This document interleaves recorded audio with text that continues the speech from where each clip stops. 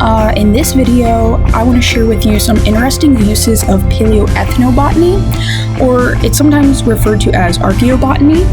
This is in lieu of celebrating Earth Day this month.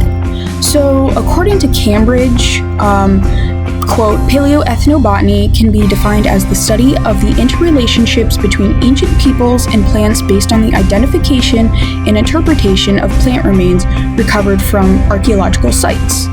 Archaeobotanical remains are often classified into two analytical groups, macro and micro botanical remains.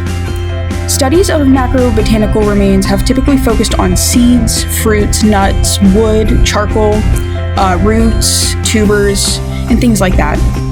So, investigations of microbotanical remains focus on pollen, phytoliths, which are siliceous particles which are difficult to break down. They kind of are stony in matter with that lith prefix. So microbotanical remains can also include diatoms and biomolecular remains, such as plant DNA, and the lipids, which aka are fats. So putting this into practice, paleoethnobotany can tell us some amazing things and make us reconsider what we thought we knew.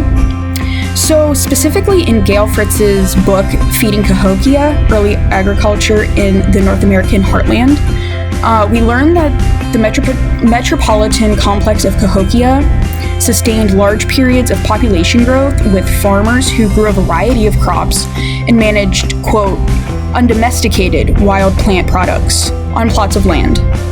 So this evidence shows hickory and oak trees were subject to controlled burning events to maximize yield of nut-bearing plants.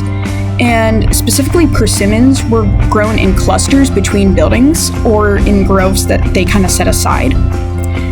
So these fields were teeming with purslane, amaranth, and nightshade, which were let to grow in dense numbers, and then they were cut prior to corn maturation, so they did not have to compete with corn in high numbers.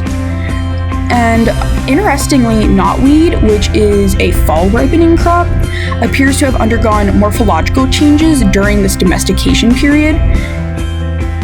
And this is centuries before the Mississippian people appear.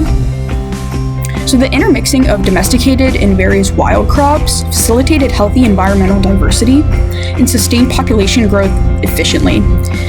This is a clear message to reflect on the potential food sources native to an area. It is economically feasible to grow and consume regional resources rather than outsourcing to farms in different countries or harming landscapes by trying to alter the land to grow crops that are not traditionally in that area. So, in a more controversial case, pollen grains were analyzed at Shanidar Cave in Iraqi Kurdistan. It has led to some to believe that Neanderthals practiced flower burials. The pollen grains found there within the sediment has led to many questions regarding Neanderthal biology and behavior.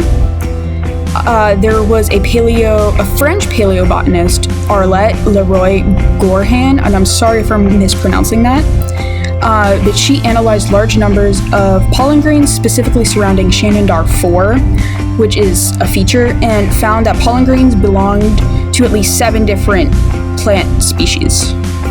In 1968, she published an article that suggested colorful flowers might have been laid on the body, Shanidar 4. Furthermore, the sediment underneath the body was disturbed and was rich in pollen and wood fragments. The clustering of the pollen makes a case that actual flowers had been deposited there, and those are what left the pollen, not the wind or animals which may have distributed them more randomly or in specific areas.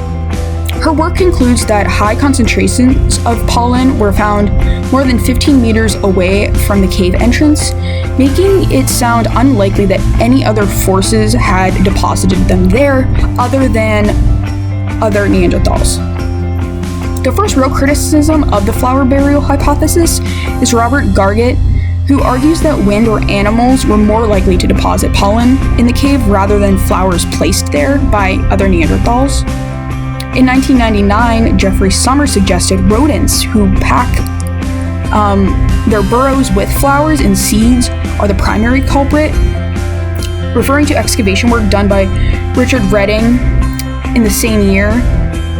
In 2015, researchers sampled more pollen grains from the site and stated that bees were actually carrying pollen, and wind were likely to be the cause of the pollen's presence in the past 60,000 years. For now, the debate still stands, but with palynology, researchers have been able to prove or disprove their opinions on the flower peoples of Shenandoah Cave. I think to conclude, we need to discuss just how important plant remains are to the archaeological record and how each recovery method is integrated to study the past. Now, the issue with paleoethnobotanical research and studies is that charred remains act as a proxy or a major line of evidence within the field. This is due to the fact that charred remains are visible to the naked eye. They're relatively easy to recover in the field, either by hand or flotation, and they do not need chemical processing for analysis. But we can't ignore the breakthroughs of phytolith and starch grain analysis, which brought new angles to the field. These micro remains are recovered from human dental calculus and artifacts used in plant processing techniques such as grinding stones. Another great way micro remains help us reconstruct the past is that researchers can use roots, tubers, leaves, and fruits to identify a plant's taxonomy more thoroughly than with macro remains, i.e. the charcoal remains. A multi-proxy approach also allows for potential for great variety of plant residues to appear in the record. Thankfully, phytoliths, which are made of hard minerals, tend to preserve regardless of the surrounding conditions. And unlike macro remains, they can tell us a lot about the past without relying on fire to char and preserve them. I apologize if I pronounced this wrong. Shikarper, dating to 2500 to 1500 BCE, shows scarcely any charred macro remains were present due to high salinity in the soils and dry wet cycles. This meant micro remains needed to support the few macro remains recovered.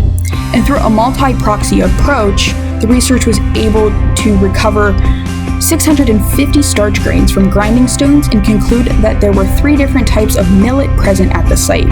It also shows that of the 3, short millet and a wild legume species were the 2 most profitable plant species to use and were used heavily. However, other staple crops at nearby settlements hardly showed up in the settlement record, indicating potential changes in preferences or people at Shikarper who traded for more popular cereals with other settlements. So I know there was a lot of information, but hopefully you learned something new and saw just how important paleoethnobotanical remains can be to the archaeological record.